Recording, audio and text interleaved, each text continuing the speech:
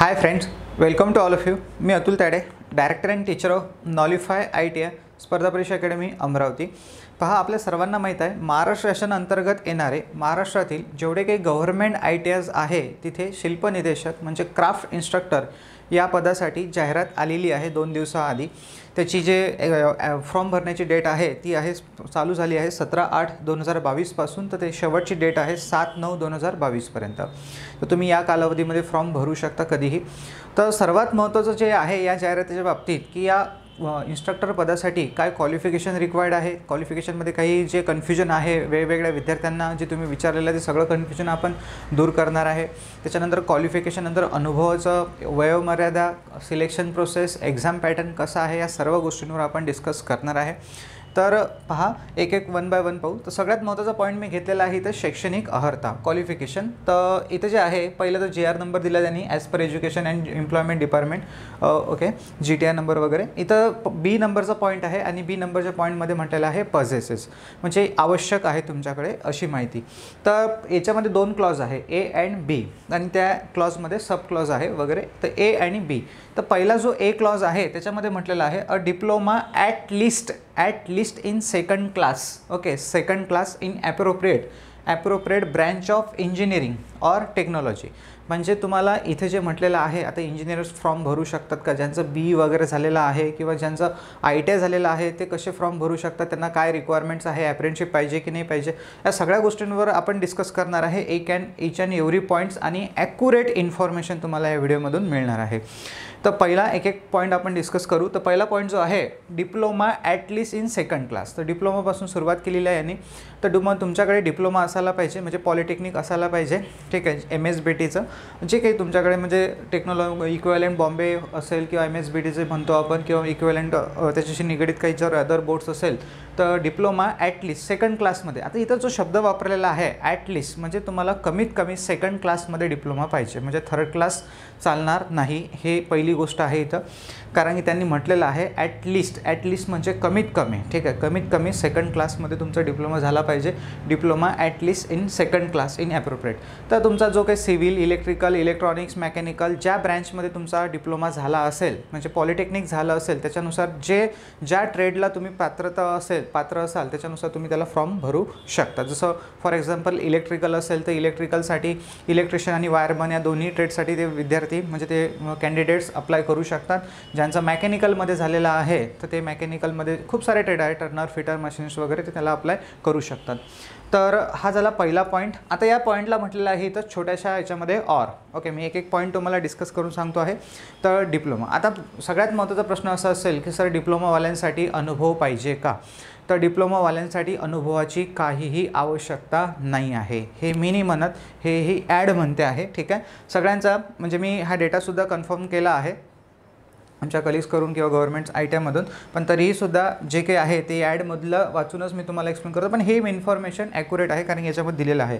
आता 2014मध्ये सुद्धा ॲड आली होती, तेव्हा मी पण फॉर्म भरला होता, म्हणजे प्री मेन्स आम्ही क्वालिफाय झालो होतो, पण त्याच्यामध्ये एक हा CTIवाल्यांचा पॉईंट नव्हता, त्याच्यामुळे ती भरती हे झाली, कॅन्सल झाली. पण आता हा जो सेकंड नंबरचा पॉईंट आहे हा खूप इम्पॉर्टंट आहे, त्याच्यामुळे आता ही भरती कंटिन्यू एंडपर्यंत जाणार, हे कन्फर्म आहे. त्याच्यामध्ये जो शेवटचा पॉईंट म्हटलेला आहे प्रोव्हाइडेड फर्दर दॅट, प्रोव्हाइडेड म्हणजे अधिक माहितीसाठी तुमच्या the requirement of experience may not be insist, म्हणजे गरजेची insist, the requirement of experience may not be insist upon in case of persons possessing diploma in second class, ठीक आहे. तर ज्या विद्यार्थ्याकडे सेकंड क्लासचा डिप्लोमा आहे, म्हणजे फर्स्ट क्लास तर चालतोच, पण सेकंड क्लासचा डिप्लोमा आहे त्याला the requirement of experience may not be insist, म्हणजे असं काही नाही की तुमच्याकडे अनुभव असलाच पाहिजे, असेल तर फार छान आहे, ठीक आहे. पण इथं काय म्हटलेलं आहे the requirement of experience may not be insist, म्हणजे तुम्हाला अनुभवाची काहीही आवश्यकता नाही आहे.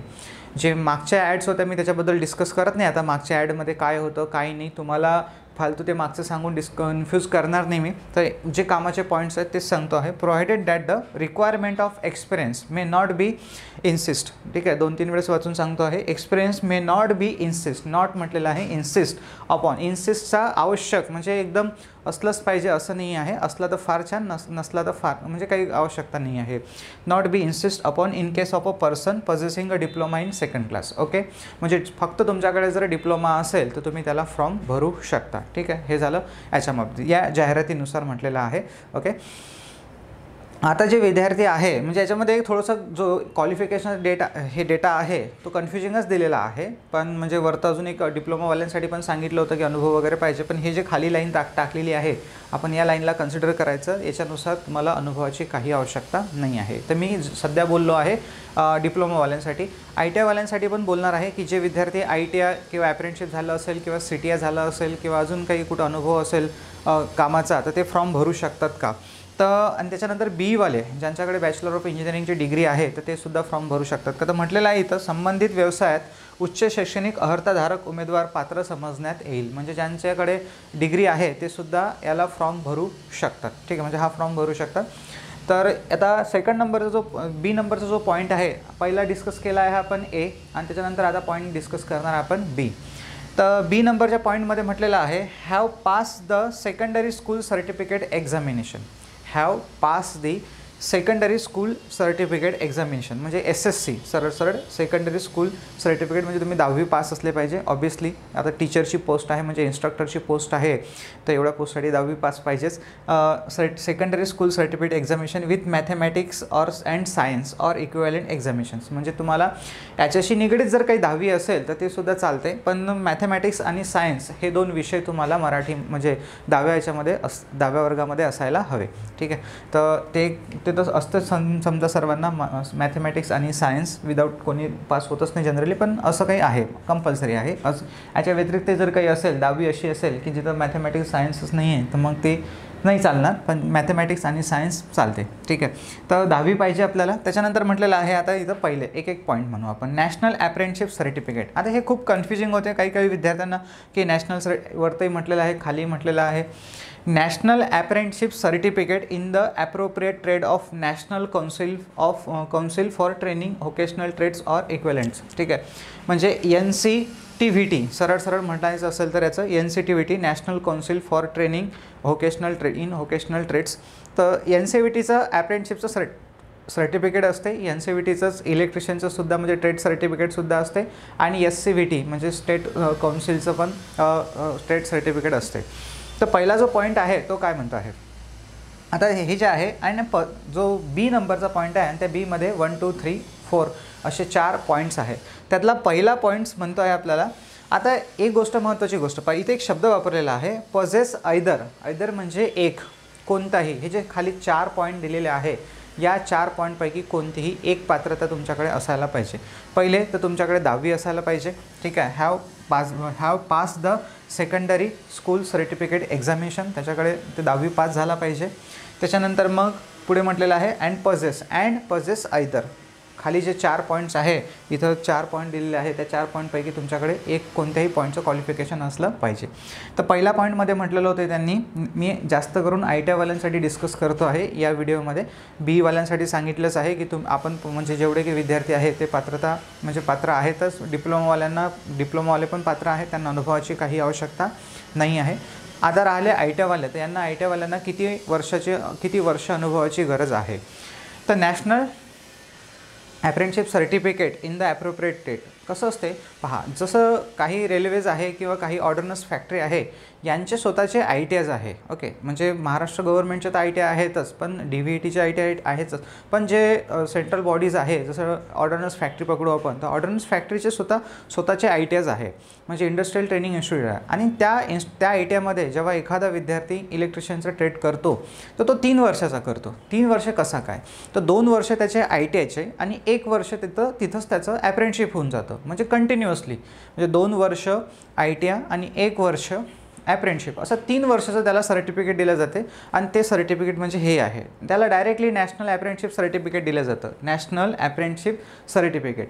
जे विद्यार्थी आपल्या जिल्ह्यामध्ये तालुक्यामध्ये ITI करतात त्यांना फक्त ट्रेड सर्टिफिकेट दिलं जाते. अप्रेंटिसशिपसाठी सर्टिफिकेट घ्यायचं असेल, अप्रेंटिसशिप करावी लागते अगोदर, त्याच्यासाठी मग वेगळी प्रोसेस आहे. आपल्याला माहीत आहे तुम्हाला ते सगळं BTRI वगैरेमध्ये भरून अप्रेंटिसशिप लागते. मग अप्रेंटिसशिपची एक्झाम अप्रेंटिसशिप करतो, अप्रेंटिसशिपची एक्झाम पास झाल्यानंतर आपल्याला अप्रेंटिसशिपचं सर्टिफिकेट भेटेल. त्या सर्टिफिकेटबद्दल पण इथं खाली डिस्कस केलेलं आहे, म्हणजे तो पॉईंट्स पण टाकलेला आहे, पण ते हे नाही आहे. म्हणजे जवळपास सारखंच असते, पण इथं ड्युरेशन जास्त असतो याच्यामध्ये. तर नॅशनल अप्रेंटिसशिप सर्टिफिकेट असे जे विद्यार्थी ज्यांनी डायरेक्ट 3 वर्षाचा कोर्स केला असेल तर ते याला क्वालिफाय आहे. त्याच्यानंतर मग आता इथं छोट्याशा अक्षरामध्ये ऑर दिलेला आहे, तर ऑर नंतर मग पुढचा पॉईंट दिलेला आहे national trade certificate, national trade certificate in appropriate trade of national council for training vocational trades, म्हणजे तेच NCVT NCTVT. तर NCTVTचं जे आहे तुमच्याकडे नॅशनल ट्रेड सर्टिफिकेट असलं पाहिजे. म्हणजे सिम्पल, ज्या विद्यार्थ्यांनी गव्हर्मेंट ITIs म्हणा किंवा प्रायव्हेट ITIs जे DVTच्या अंतर्गत येतात, ठीक आहे, किंवा मग NCVTच्या अंतर्गत येतात, NCTVTच्या अंतर्गत येतात, ठीक आहे, ज्यांचे सेमिस्टर पॅटर्न असेल किंवा इयरली असेल किंवा मागचे 2011च्या अगोदरचे पासआउट असेल, 2-2 वर्षाचा डायरेक्ट एक्झाम झाले आहे, असे सर्व विद्यार्थी त्यांच्याकडे नॅशनल ट्रेड सर्टिफिकेट आहे, तर ते याला क्वालिफाय आहेत. एक तर तुमच्याकडे ते 3 वर्षाचं एक तर म्हणत आहे मी तुम्हाला, एक तर तुमच्याकडे ते 3 वर्षाचं डायरेक्ट अप्रेंटिसशिप सर्टिफिकेट असलं पाहिजे. त्याच्यानंतर किंवा म्हणत आहे मी तुम्हाला, किंवा ITIचं सर्टिफिकेट असलं पाहिजे. ओके, त्याच्यानंतर तिसरं ITIचं सर्टिफिकेट किंवा अजून म्हटलेलं आहे national trade certificate in respect to trade awarded by the SCVT, ठीक आहे, SCTVT. म्हणजे तुमच्याकडे स्टेट काउन्सिल फॉर ट्रेनिंग, स्टेटचं पण चालतं आणि सेंट्रलचं पण चालतं. हा पॉईंट आणि हा पॉईंट सारखाच आहे. सेंट्रलच्या जागी इथं नॅशनल वापरलेलं आहे, म्हणजे नॅशनल आणि स्टेट दोन्हीही चालतं. ओके, तर स्टेट सर्टिफिकेट म्हणजे जे विद्यार्थी आता स्टेट गव्हर्नमेंटचे पण काही ITIs आहे तिथून जर पास होत असेल तर त्याचं सर्टिफिकेट पण चालतं. पुढे म्हटलेलं आहे आता 4th नंबरचा पॉईंट. पहिला झाला, दुसरा झाला, तिसरा आणि आता हा चौथा. Person from defence service. आता खूप कन्फ्युजन आहे ITIवाल्यांना, सगळ्यात जास्त आहे की सर अप्रेंटिसशिप कंपल्सरी आहे का, अप्रेंटिसशिप पाहिजेच का की नाही पाहिजे, नसली तर चालते का, सगळं आपण डिस्कस करू. मी तुम्हाला सगळं लागलं तर लिहून देतो स्टेप बाय स्टेप की काय काय अनुभवाची आपल्याला आवश्यकता आहे आणि याच्यामध्ये काय काय म्हटलेलं आहे. तर एकदा सगळे पॉईंट पहा काय म्हणतात. 4th नंबरचा point, person from the defence service. तर जे कॅन्डिडेट डिफेन्स सर्व्हिसमध्ये होते किंवा आहेत त्यांना जर ते सुद्धा फॉर्म भरू शकतात, पण त्यांचा कशामध्ये तरी ITI झालेला पाहिजे. म्हणजे जे विद्यार्थी ITI करून डिफेन्समध्ये गेलेले असेल ते. तर person from defence service having a basic qualifications म्हणजे 10वी वगैरे, आणि त्याच्यानंतर पोझेसिंग ट्रेड सर्टिफिकेट म्हणजे त्यांच्याकडे ITI वगैरे असलं पाहिजे. And 2 year experience in the respective trade as mention subclause 3 below. म्हणजे खाली जे दिलेलं आहे सबक्लॉज 3मध्ये, म्हणजे त्या 2 वर्षाचा अनुभव त्यांच्यामध्ये आवश्यक आहे. आता अनुभव कुठं, तर त्यांनी असं खाली दिलेलं आहे की गव्हर्नमेंट डिपार्टमेंटमध्ये असला पाहिजे किंवा इंडस्ट्रियल अंडरटेकिंगमध्ये असला पाहिजे, कमर्शियल कन्सर्न कॉर्पोरेशनमध्ये असला पाहिजे किंवा बोर्ड एस्टॅब्लिश असं दिलेलं आहे. तर त्या पॉईंटला कन्फ्यूज होऊ नका तुम्ही, ठीक आहे. तर 2 वर्षाचा अनुभव पाहिजे आहे जे कॅन्डिडेट्स डिफेन्समध्ये होते त्यांच्यासाठी, ठीक आहे. तर पहिला काय सांगितलं, मी खास करून ITIवाल्यांसाठी, कारण की BE आणि डिप्लोमा यांच्यासाठी सोपं आहे. BEवाल्यांना पण अनुभवाची गरज नाही आहे आणि डिप्लोमावाल्यांना पण अनुभवाची गरज नाही आहे. राहिले ITIवाले, तर ITIवाल्यांना सगळ्यात पहिले तर 10वी पाहिजेच. ओके, जे BE आणि डिप्लोमा आहेत त्यांना तर 10वी आहेच म्हणा झालेला, तो भाग नाही आहे, ठीक आहे. तर 10वी पाहिजे. 10वी नंतर आपल्याला ITI पाहिजे आहे. ओके, ITI असेल किंवा नॅशनल ते डायरेक्ट 3 वर्ष सर्टिफिकेट असेल, त्याच्यानंतर मग ट्रेड सर्टिफिकेट SCVTचं NCVTचं NCTVTचं चालते, 2 पैकी काही, किंवा डिफेन्स. तर इथपर्यंत कळलं तुम्हाला. मी लागलं तर याला नोट डाऊन करून देतो आहे तुम्हाला शांततेत. ओके, आपल्याला SSC प्लस ITI सर्टिफिकेट, ठीक आहे. ITI सर्टिफिकेट झालं, SSC झालं, ITI सर्टिफिकेट. आता आपल्याला सर अप्रेंटिसशिप पाहिजे का याला, तर तुमच्याकडे अप्रेंटिसशिप असेल तर फार छान. तसं अप्रेंटिसशिपची काही आवश्यकता नाही आहे. ओके, काय म्हणतो मी याच्यामध्ये, अप्रेंटिसशिप असेल तर फार छान, जर नसेल तर काही प्रॉब्लेम नाही आहे. कारण की ॲडमध्ये कुठंच अप्रेंटिसशिपचा, इथं तुम्ही जो म्हणता आहे नॅशनल अप्रेंटिसशिप सर्टिफिकेट, हे 3 वर्षाचं आहे आणि 1 वर्षाचंही भेटते अप्रेंटिसशिप सर्टिफिकेट, आणि याला ऑर दिलेलं आहे आणि ट्रेड सर्टिफिकेट. तर तुमच्याकडे याच्यापैकी कोणतंही एक, ऑर सगळ्यांना ऑर आहे, वर तर म्हटलं पण आहे पजेस ऐदर, 2 पैकी म्हणजे या 4 पैकी काहीही चालते, पण अनुभवाची आवश्यकता आहे. तर ITI सर्टिफिकेट, 10वी ITI सर्टिफिकेट पाहिजे तुमच्याकडे. अप्रेंटिसशिप पाहिजे का, तर अप्रेंटिसशिपचं जस्ट मी तुम्हाला सांगितलं, नसली तर चालते, ठीक आहे, असेल तर फार छान. ओके, नसली तर चालते, अप्रेंटिसशिपची काही आवश्यकता नाही आहे. तर हा जो 3 नंबरचा पॉईंट आहे ना, हा खूप चांगला म्हणजे खतरनाक पॉईंट आहे असं म्हणता येईल आपल्याला. Have practical experience in appropriate trade. याच्यात थोडंसं कन्फ्युजिंग काय आहे ते मी तुम्हाला सांगतो, तुमच्या लक्षात आणून देतो. हॅव प्रॅक्टिकल एक्सपिरियन्स, हॅव म्हणजे असणे, have practical experience in appropriate trade for a period of not less than 4 years, ठीक आहे. म्हणजे त्यांच्याकडे जे काही कॅन्डिडेट्स आहे, ओके, ITIचे, त्यांच्याकडे कमीत कमी 4 वर्षाचा मिनिमम हॅव प्रॅक्टिकल एक्सपिरियन्स, प्रॅक्टिकलचा अनुभव असला पाहिजे ॲप्रोप्रिएट ट्रेडमध्ये. समजा तुमचा ट्रेड असेल इलेक्ट्रिशियन, तर तुमच्या इलेक्ट्रिशियननुसार त्या ट्रेडमध्ये तुम्हाला प्रॅक्टिकल अनुभव असला पाहिजे, प्रॅक्टिकलचा अनुभव असला पाहिजे फॉर अ पिरियड, कालावधीपर्यंत नॉट लेस दॅन 4 इयर्स, 4पेक्षा कमी कालावधीसाठी, म्हणजे 3 वर्ष, म्हणजे 4 वर्षाला 1 दिवस जरी कमी असेल असं तरी म्हणता येईल आपल्याला, तर चालणार नाही. पूर्ण 4 वर्षाच्या कालावधीचा तुमच्याकडे काय असला पाहिजे, अनुभव असला पाहिजे, प्रॅक्टिकल एक्सपिरियन्स इन्क्लुडिंग. आता हे जे लाईन आहे ना, मी म्हणजे पाहिलं, मला काही विद्यार्थ्यांनी वेगवेगळं सजेस्ट केलं की सर ITI नंतरच 4 वर्षाचा अनुभव पाहिजे का? ओके, म्हणजे ITI झाल्याच्या नंतर 4 वर्षाचा अनुभव पाहिजे. काही अजूनही मी म्हणजे पाहिलं होतं इकडे तिकडे, किंवा तुम्हीच मला सांगितलं की सर मग ITI 2 वर्ष वगैरे असं काहीतरी पाहिजे सिम्पल. आणि पाहताना मी इथं काही जणांनी सांगितले की सरळ सांगून दिलेलं आहे, सरळ सांगून दिलेलं आहे की 4 वर्षाचा अनुभव पाहिजे आहे म्हणून तुम्हाला. पण इथं तुम्ही फोकस नाही केला एका लाईनकडे. द ॲप्रोप्रिएट ट्रेड काय पाहिजे, प्रॅक्टिकल एक्सपिरियन्स पाहिजे in appropriate trade for a period of not less than 4 year. Okay, 4 वर्षापेक्षा कमीचा कालावधीचा प्रॅक्टिकलचा अनुभव चालणार नाही, कमीत कमी 4 वर्षाचा पाहिजे. 4 वर्ष किंवा 4 वर्षापेक्षा जास्त कितीही चालते मग, ठीक आहे, म्हणजे एजनुसार, age criteria, the period of not less than 4 year. आता इथं पहा काय म्हटलेलं आहे, इन्क्लुडिंग, हे लाईन पहा, मग मी याला पूर्ण ब्रॅकेटमध्ये टाकतो आहे, इन्क्लुडिंग द मिनिमम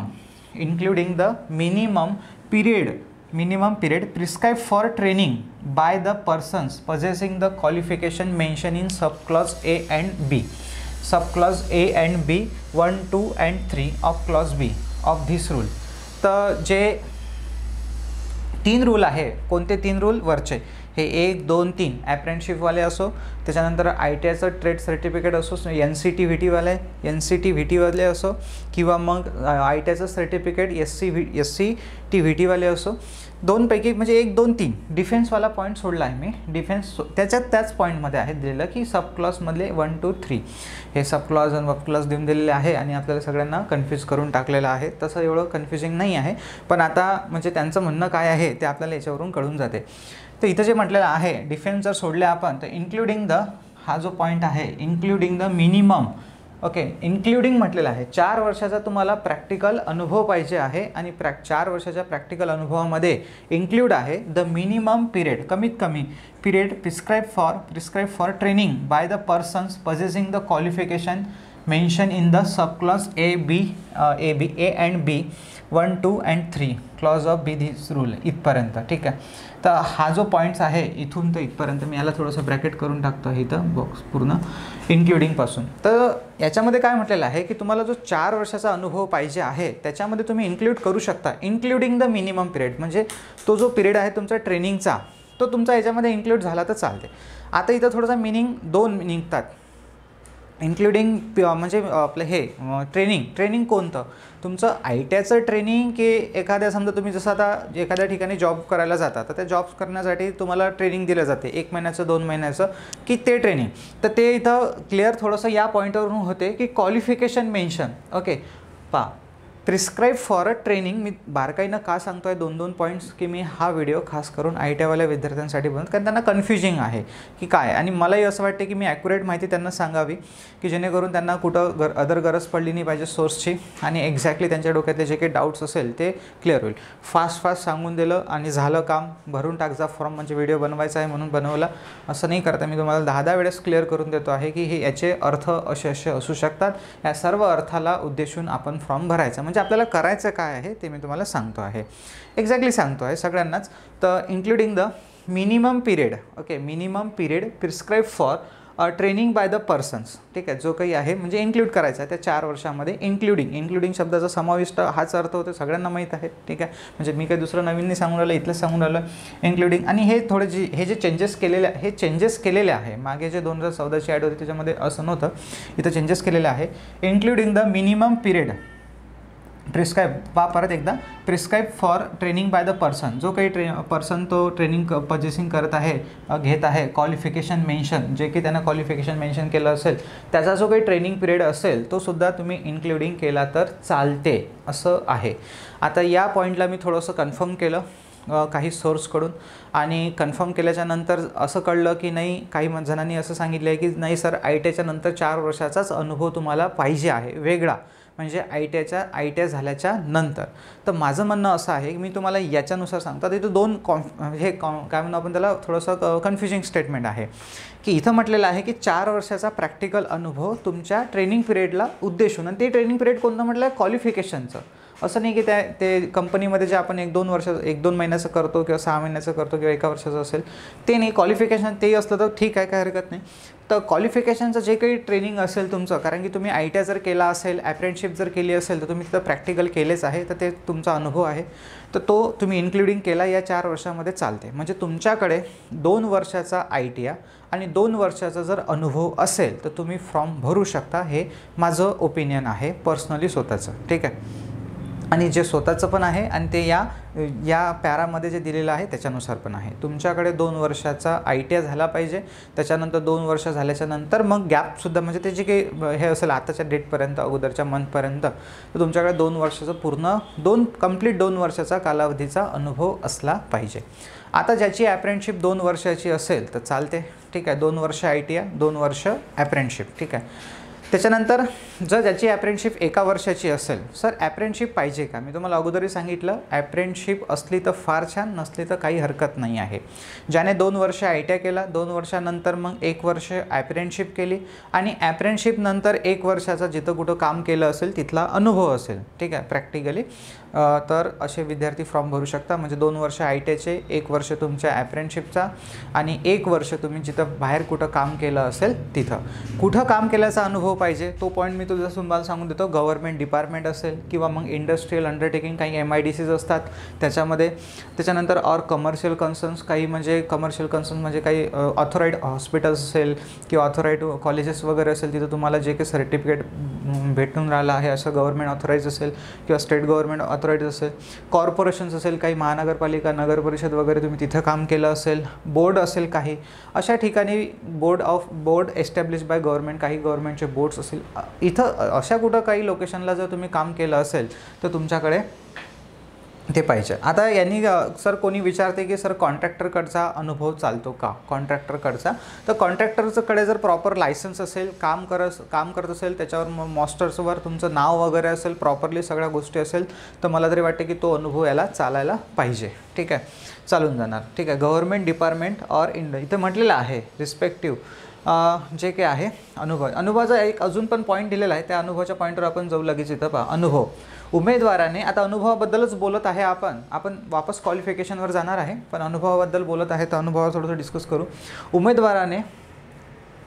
उमेदवाराने अनुभवासंदर्भातील प्रमाणपत्रे सादर करणे आवश्यक राहील आणि रोजंदारी कार्यवाही, रोज कामावर जात आहे, कार्यवाही करार पद्धतीवर मानधन इत्यादी स्वरूपात केवळ पूर्ण वेळ काम केले असल्यासच असा कालावधी अनुभव म्हणून ग्राह्य धरण्यात येईल. म्हणजे कुठेही मानधना तत्वावर असो, तुम्ही रोजंदारी तत्वावर असो, पण रेग्युलर पूर्ण वेळेसाठी जर तुम्ही काम केलं असेल, ओके, डेली, तर अशा सर्वांचा अनुभव ग्राह्य धरण्यात येईल. पण तासिका तत्वावर काही आता विद्यार्थी असतात, काही कॅन्डिडेट असतात की जे तासिका तत्वावर गव्हर्नमेंट ITIमध्ये टीचिंग पिरियड टीच करतात किंवा काही इंजिनिअरिंग कॉलेजेस वगैरे असतात तिथे तासिका तत्वावर टीच करतात, तर त्यांचा अनुभव चालणार नाही असं यांनी म्हटलेलं आहे.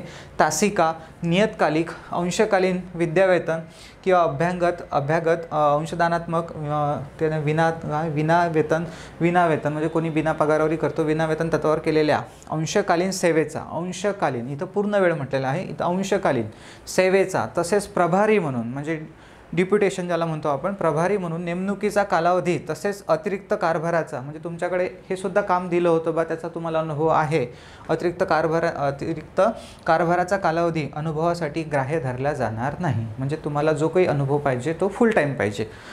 आणि सामान्य प्रशासन विभाग वगैरे त्यांनी GRचा नंबर वगैरे देऊन दिलेला आहे. तर उमेदवाराने, तर इथं फक्त कसा आहे एवढंच दिलेलं आहे या अनुभवामध्ये, कुठला कुठला पाहिजे आहे तर ते यांनी इथे दिलेलं आहे. ओके, गव्हर्नमेंट डिपार्टमेंट्स असेल, इंडस्ट्रियल अंडरटेकिंग असेल, MIDC असेल, कमर्शियल कन्सर्न्स असेल, म्हणजे कमर्शियल जसं सांगितलं मी तुम्हाला, कमर्शियल्स जे येतात काही कंपनीज असेल, म्हणजे हॉस्पिटल्स आहे, कॉलेजेस आहे ते येतात, कॉर्पोरेशन्स असतात, नगर परिषद, जिल्हा परिषद वगैरे त्यांच्यासाठी आपल्या महानगरपालिका वगैरे आहे, बोर्ड इस्टॅब्लिश बाय गव्हर्नमेंट अशामधला. आता सगळ्यात महत्त्वाचा विद्यार्थी असतो की काही आउटसोर्सिंग म्हणून विद्यार्थी काम करतात कॉन्ट्रॅक्टरकडे, तर तुमच्याकडे प्रॉपरली जर त्याचं हे असेल, कॉन्ट्रॅक्टरचं म्हणजे ऑर्डर असेल, जॉईनिंग ऑर्डर असेल, तुमचं मोस्टरो नाव असेल, तर त्याचा अनुभव तुम्हाला सुद्धा चालतो. कोणी कंपनीमध्ये असं नाही आहे की टीचिंगमधलाच तुम्हाला अनुभव पाहिजे, तुम्ही कंपनीमध्ये जर काम केलं असेल त्याचा जर तुम्हाला अनुभव असेल तर चालतो. असं प्रॅक्टिकल अनुभव म्हणजे तुम्ही कुठे जाऊन प्रॅक्टिकलच शिकवलं पाहिजे असा नाही आहे. तर कळलं तुम्हाला.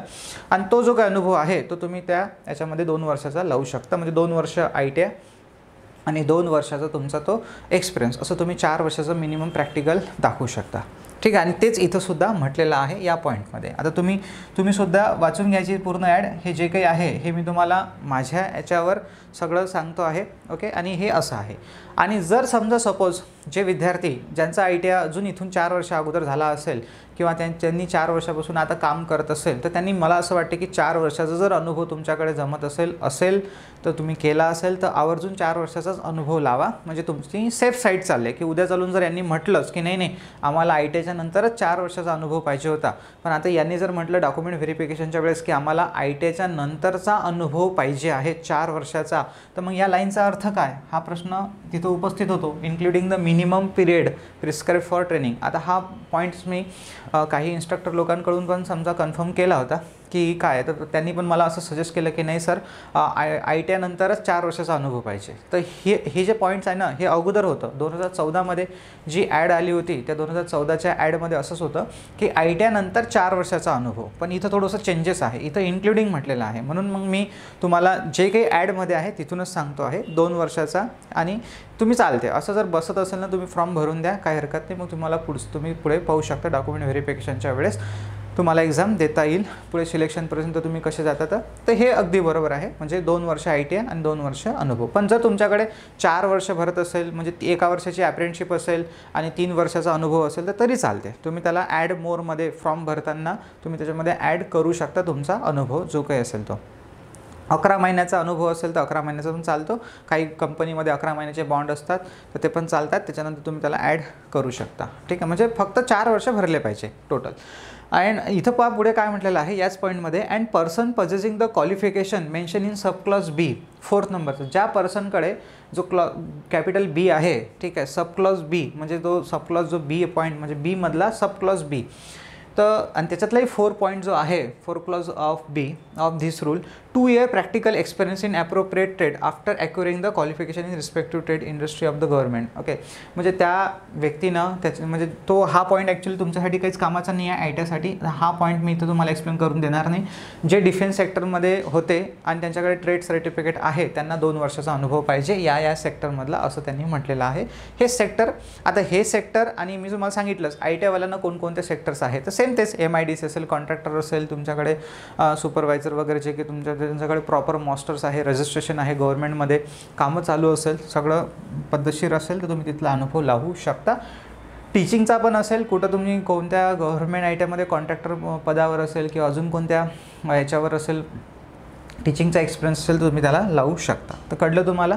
तर इथं सिम्पल आहे SSC ITI सर्टिफिकेट. आता हा व्हिडिओ थोडासा लॉंग झाला आहे कारण की मला तरी असं वाटते की ज्यांना खरंच नॉलेज म्हणजे माहितीची आवश्यकता होती तेच हा व्हिडिओ पूर्ण पाहतील, अदरवाईज मग सोडून देतील. ठीक आहे, कारण असे भरपूर सारे व्हिडिओ यूट्यूबर्स आलेले आहे.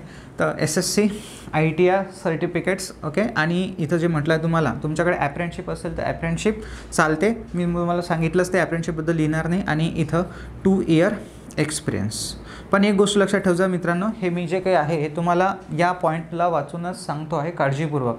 ठीक आहे, म्हणजे याला रिस्पॉन्सिबल मी पण नाही, तुम्ही पण नाही, कारण की हेच आहे इथं जे दिलेलं आहे.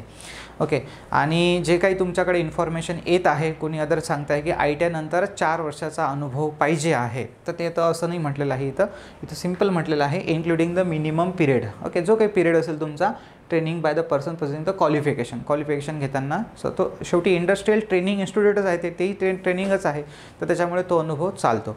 पण जर तुमच्या आय टी आयनंतर 4 वर्ष असेल, 4 वर्षाचा अनुभव असेल, तो लावा. तुम्ही सेफ साईड चालले म्हणजे उद्या चालून काही प्रॉब्लेम येणार नाही. जर असं इन केस म्हटलंही सुद्धा की 4 वर्षाचा अनुभव पाहिजेच आम्हाला, तर मग तुम्ही तिथं आहेच क्वालिफाय. ठीक आहे, तर तो नंतरचा विषय आहे. सध्या तुम्ही फॉर्म भरू शकता. मला तरी वाटते की सगळ्यांनी आवर्जून फॉर्म भरून द्यायलाच पाहिजे. तर झालं. त्याच्यानंतरचा नेक्स्ट पॉईंट आहे हा प्रोव्हाइडेड दॅट, हा झाला एक्सपिरियन्सच्या बाबतीत. Provided that preference may be given. आता प्रिफरन्स जो आहे म्हणजे प्राधान्य, तर प्रोव्हाइडेड खाली पण म्हटलेलं आहे, provided that preference may be given to the candidate who have successfully completed training in the Central Training Institute CTI. Okay, तर ज्या विद्यार्थ्यांनी CTI केलेला आहे सेंट्रल ट्रेनिंग इन्स्टिट्यूटमध्ये, ओके, म्हणजे सरळसं जसं DED असते सेम तसंच ही CTI असते. तर ज्यांनी CTI केलेला आहे 1 वर्षाचा पूर्ण for the post of instructor पदासाठी ज्यांनी CTI केलेला आहे अशा विद्यार्थ्यांसाठी, या अशा विद्यार्थ्यांना याच्यामध्ये काय दिलं जाणार आहे, प्रिफरन्स दिला जाणार आहे. आता ते प्रिफरन्स कसा देतील हे अजून डिक्लेअर नाही आहे ॲडमध्ये, तर तो नंतरचा विषय. पण ही चांगली गोष्ट आहे की CTI वाले, जर तुमच्याकडे CTIचं सर्टिफिकेट असेल तर तुम्ही त्याच्यामध्ये ॲड करू शकता. CTI असेल तर CTI सुद्धा टाकू शकता. CTI सुद्धा एक ट्रेनिंगमध्येच येऊन राहिलेला आहे, तर तुम्ही त्याचा पण तो अनुभव इथं गृहीत धरू शकता. ठीक आहे, कळलं तुम्हाला. तर मी जास्तीत जास्त जो पॉईंट आहे तो कशाबद्दल डिस्कस केलेला आहे, क्वालिफिकेशनच्या बाबतीत डिस्कस केला आहे, कारण की सगळ्यात महत्त्वाचं कन्फ्युजन आपल्याला क्वालिफिकेशनच्या बाबतीत होतं. देन नंतर मग आपलं एक्झाम पॅटर्न्स वगैरे आपण नेक्स्ट व्हिडिओला सुद्धा डिस्कस करू शकतो, जर व्हिडिओची लेंथ थोडीशी वाढत आहे म्हणून. तर आता पहा याच्या बाबतीत, म्हणजे हा जे स्लाईड्स आहे, तर याच्या बाबतीत जर सांगतो म्हटलं, ज्या भरपूर सारे विद्यार्थी आहे की ज्यांना ITIसाठी कोचिंग क्लासेस असतात हे माहीत नाही आहे, म्हणून माझी जी अकॅडमी आहे हे 2016पासून चालवत आहे. आजपर्यंत अनेक विद्यार्थ्यांना या अकॅडमीमधून शेकडो विद्यार्थ्यांना यश मिळालेलं आहे, कारण की माझा नेहमी उद्देश होता गव्हर्नमेंट जॉब सोडून मी ही अकॅडमी चालवत आहे. कारण की जे काही ITIचे विद्यार्थी आहे एकदम गरीब परिस्थितीतून इथपर्यंत पोहोचलेले असतात, तर त्यांना कुठेतरी गव्हर्नमेंट संधीपर्यंत पोहोचता यावं, आणि त्यासाठी आपल्याला महत्त्वाचा विषय आहे टेक्निकल. तर हा टेक्निकल जर स्ट्रॉंग असेल, कारण की पहा आता हाच जर पोस्ट पाहिली आपण, तर आता याच्यासाठी डिप्लोमावाले पण फॉर्म भरू शकतात, इंजिनिअरिंगवाले पण फॉर्म भरू शकतात, आणि ITIवालेसुद्धा फॉर्म भरू शकतात, बरोबर. आणि आता जर एखादा विद्यार्थी, काही विद्यार्थी ITI नंतर डिप्लोमा करतात, पण मोस्ट ऑफ द काही विद्यार्थी ITIवरच आपलं एज्युकेशन स्टॉप करतात, काही आर्थिक परिस्थितीमुळे किंवा मग काही अडचणीमुळे. आता या सर्वांसाठी एक्झाम तर एकच होणार आहे, BE वाला पण तेच एक्झाम देणार आहे, पॉलीवाला पण तेच एक्झाम देणार आहे, आणि ITIवाला सुद्धा तोच एक्झाम देणार आहे. आणि जर डिफिकल्टी लेवल एकसारखी नाही राहणार आहे, म्हणजे डिफिकल्टी लेवल एकसारखी राहणार आहे, म्हणजे ऑब्वियसली BE वाल्यांना पॉलीवाल्यांना जास्त येते, ITIवाल्यांना ॲज कम्पेरेटिव्ह कमी येते असं म्हटलं तर चालते. पण शेवटी जे एक्झाम होणार आहे ते ITIच्याच सिलेबस होणार आहे, जो ITIचा सिलेबस ठरवून दिलेला आहे DVETने. त्याच्या म्हणजे BE वाल्याला सुद्धा ITIचाच अभ्यास करावा लागेल, जरी त्याला हायर नॉलेज असेल, डिप्लोमावाल्याला सुद्धा हायर नॉलेज असेल ITIपेक्षा, पण तरीसुद्धा त्या व्यक्तीला प्रॅक्टिकलपासून अभ्यास करावाच लागेल. पण शेवटी माहीत आहे का, कुठेतरी नॉलेजचा फरक पडतो. या ITIच्या विद्यार्थ्याला त्याच्यानुसार त्याच्यासोबत फाईट करावं लागतं, डिप्लोमावाल्या कॅन्डिडेटसोबत आणि त्या BE वाल्या कॅन्डिडेटसोबत. तर असे विद्यार्थी मग पुढे कॉम्पिटिशनमध्ये टिकत नाही. म्हणूनच मी हा विचार करून एक अकॅडमी तयार केली होती, आणि हीच कंटिन्यू चालवत आहे. त्याच्यामध्ये पूर्ण थेअरी कोर्सेस आहे माझ्याकडे, ऑनलाईन अँड ऑफलाईन. तर सांगायचा उद्देश असाच की तुम्ही या पोस्टला जर काढू इच्छिता, तर तुम्हाला नॉन टेक्निकलकडे पण फोकस करावं लागेल आणि टेक्निकलकडे पण फोकस करावं लागेल, कारण की या एक्झाममध्ये टेक्निकलसुद्धा आहे, आणि याची एक्झामसुद्धा लवकरच घेणार आहे ते, म्हणून कमीत कमी कालावधी आहे तुमच्याकडे. तर तुम्ही याची टेक्निकल बॅच जॉईन करू शकता. ऑनलाईन बॅच आहे एकदम, म्हणजे तुम्ही कमीत कमी कालावधीमध्ये सुद्धा कंप्लीट करू शकता तसं तर. आणि इम्पॉर्टंट टॉपिकला जर तुम्ही फोकस केलं तर लवकर तुमचा सिलेबस तुम्ही कंप्लीट करू शकता. ती जे हे आहे बॅच, ऑनलाईन बॅच, ऑफलाईनसुद्धा आहे, पण ऑफलाईन तर कंप्लीट होणार नाही एवढ्या लवकर. तर ऑनलाईन बॅच आहे टेक्निकलसाठी, ते तुम्ही याला कंप्लीट, म्हणजे सोबत जर चालू ठेवलं तुम्ही नॉन टेक्निकलसोबत टेक्निकल थोडी उशिरा आहे एक्झाम, पण तुम्ही आतापासून जर त्याची तयारी केली तर तुमच्याकडे सफिशियंट 2-2.5 महिन्याचा कालावधी आहे, जसं त्यांनी म्हटलेलं आहे एक्झाम डेट. तर एक्झाम डेटबद्दल याची एक मिनटं मी सांगतो आहे तुम्हाला. यांनी जे एक्झाम डेट म्हटलेलं आहे, व्यावसायिक चाचणी परीक्षा नोव्हेंबर 2022, म्हणजे आता ऑगस्ट गेला समजा, सप्टेंबर ऑक्टोबर 2-2.5 महिन्याचा कालावधी तुमच्याकडे आहे. तेवढा तर मिनिमम टाईम तुम्हाला पाहिजेच. तर मी असं म्हणतो आहे की BE वाले जरी असेल, डिप्लोमावाले जरी असेल, त्यांनी ITIचा अभ्यास करायलाच पाहिजे. आणि जे ITIवाले आहे त्यांना तर डिप्लोमा आणि BE च्या लेवलला कॉम्पिटिशन करण्यासाठी क्लासेस करणं गरजेचं आहे, कारण की क्लासेसमध्ये असं आहे की तुम्हाला स्वतः काहीच करायची गरज नाही आहे. आम्हीच बेसिकपासून तर ॲडव्हान्स लेवलपर्यंत शिकवलेलं आहे. तर ही एक चांगली संधी आहे तुमच्यासाठी. बाकी नंतर तुम्ही सेल्फ स्टडीसुद्धा करू शकता. ओके, फक्त एवढंच आहे की तुमचे काही थोडेसे पैसे जातील, पण तुम्हाला त्या पैशाचं चीज समोर व्हायला होईल. तर एक सिंपल गोष्ट आहे, आपण कॉम्पिटिशनमध्ये राहू. आणि हा कोर्स जो काही ऑनलाईन बॅच आहे ही तुम्हाला अदर एक्झाममध्ये सुद्धा कमी पडेल. महाजनको आहे, म्हणजे महाजनकोमध्ये तर टेक्निकल नसते, पण महावितरण आहे, महाट्रान्सको आहे, त्याच्यानंतर इस्रो वगैरे असेल, बार्क, DRDO, ऑर्डनन्स, सगळ्यासाठी तुम्हाला ती बॅच कामी पडेल. ठीक आहे. तर इलेक्ट्रिशियन आणि वायरमन, खास इलेक्ट्रिशियन आणि वायरमनसाठीच ती बॅच बनवलेली आहे. इलेक्ट्रिशियन ट्रेड थेरी बॅच किंवा क्लास, जी एकदम बेसिक टू ॲडव्हान्स लेवलपासून आहे. पूर्ण कन्सेप्ट मराठीमधून समजून सांगितलेलं आहे. रायटिंग वर्क जे आहे ते पूर्ण इंग्लिश मराठी आहे. ज्यांना डिटेल्स हव्या आहे बॅचबद्दलच्या ते मला व्हॉट्सअपवर आपल्या डिस्क्रिप्शनमध्ये नंबर आहे, व्हॉट्सअप नंबर, किंवा तुम्ही त्याच्यावर मला व्हॉट्सअप करू शकता. जस्ट हायचा मेसेज जरी केला तर तुम्हाला इन्फॉर्मेशन भेटेल. तुम्हाला डेमो क्लासेस पाहायचे असेल तर तुम्ही यूट्यूबवरच डेमो किंवा ॲप डाउनलोड करूनसुद्धा डेमो क्लासेस फ्रीमध्ये पाहू शकता. देन मग बॅच जॉईन करू शकता. तर याच्यामध्ये जास्त डिस्कस करणार मी आता. वयोमर्यादा जी आहे ती कमीत कमी 18 वर्ष पाहिजे आणि ओपन कॅटेगरीसाठी 38 वर्ष आहे. बाकी कॅटेगरीसाठी तुम्ही याला ॲडमध्ये म्हणजे डिटेलमध्ये वाचून घ्यायचं. अनुभवाचा सुद्धा पॉईंट मी तुम्हाला थोड्या वेळा अगोदर एक्सप्लेन केलेला आहे. त्याच्यानंतर तुम्हाला 2 CBT होणार आहे इथं, CBT 1 आणि CBT 2.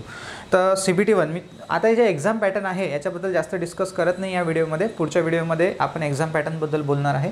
तर पहिली जे CBT 1 आहे त्याच्यानंतर ती पास झाली, त्याच्यामध्ये जर तुम्हाला 45% मार्क्स मिनिमम मिळाले तरच तुम्ही सेकंडसाठी क्वालिफाय आहे. तर याच्यामध्ये मराठी लँग्वेज, इंग्लिश आहे, मराठी लँग्वेज आहे, इंग्लिश लँग्वेज आहे, जनरल इंटेलिजन्स म्हणजे रिझनिंग आहे, आणि GK जनरल नॉलेज असे 4 विषय आहे. एक्झाम पॅटर्न सोपं आहे सगळं, हे तुम्ही नंतर हे वाचू शकता शांततेत.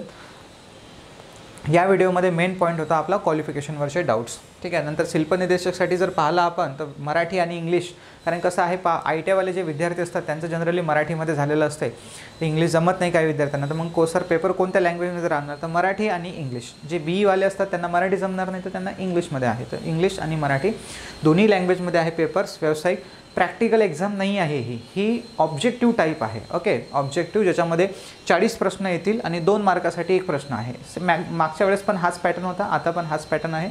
टोटल 200 मार्कचा इथं तुमचा पेपर जाणार, म्हणजे CBT 1 आणि CBT 2 दोन्ही मिळून, आणि त्या 200 पैकी तुमचे कट ऑफ लागतील. ठीक आहे, अशी हे सिलेक्शन प्रोसेस आहे. तर तरीसुद्धा आता मी तुम्हाला सगळ्या आयडिया क्लिअर करून दिलेल्या आहे की काय. तर तरी अधिक माहितीसाठी जाहिरात वाचा, सविस्तर जाहिरात वाचूनच फॉर्म भरावा. ठीक आहे. फॉर्म तुम्ही भरताना माझी म्हणजे हे तर नाही आहे, रिस्पॉन्सिबल नाही आहे, पण तरी जे काही इन्फॉर्मेशन तुम्हाला मला या ॲडमधून देता येईल किंवा बाकी सोर्सकडून देता येईल हे मी तुम्हाला दिली आहे. तर जे विद्यार्थी, मी लास्टला जाता सांगून देतो आहे, ITI झाला असेल, ITI नंतर जर 4 वर्षाचा अनुभव असेल तर मी तर म्हणतो तो लावा. जर नसेल भरत तेवढे वर्ष, तेवढ्या वर्ष तुमच्याकडे अनुभव नसेल तर 2 वर्षाचा लावा. आणि जे ITI प्लस ॲप्रेंटिसशिप प्लस 1 वर्षाचा अनुभव असेल तर तुम्ही असं सुद्धा लावू शकता. म्हणजे तुम्ही फॉर्म भरू शकता. स्टडी चालू करून द्या, कारण कमीत कमी कालावधी आहे एक्झामसाठी. म्हणजे सप्टेंबर ऑक्टोबरमध्ये त्यांनी ऑगस्ट किंवा सप्टेंबरमध्येच एक्झाम सांगितलेली आहे. आता ऑगस्टचं जात आहे, याच्यामध्ये जर आपण पाहिलं, अच्छा सप्टेंबर ऑक्टोबर, ठीक आहे. आय कार्ड जे आहे ते फक्त 7 दिवस अगोदरच येणार आहे. आणि TCS ही एक्झाम घेणार आहे, त्याच्यामुळे वेळ कालावधी कमी आहे. तर स्टडीला चालू ठेवा. तुम्ही नॉन टेक्निकलसोबत थोडंसं टेक्निकलकडे सुद्धा फोकस करू शकता, कारण की नॉन टेक्निकल नंतर टेक्निकल लगेच येणार, तर तेव्हा तुम्हाला वेळ भेटणार नाही. ठीक आहे. So thank you. काही डाऊट्स असलं तर तुम्ही कमेंट बॉक्समध्ये टाका, आपण त्याला डिस्कस करू. ठीक आहे. थँक्यू. Bye bye.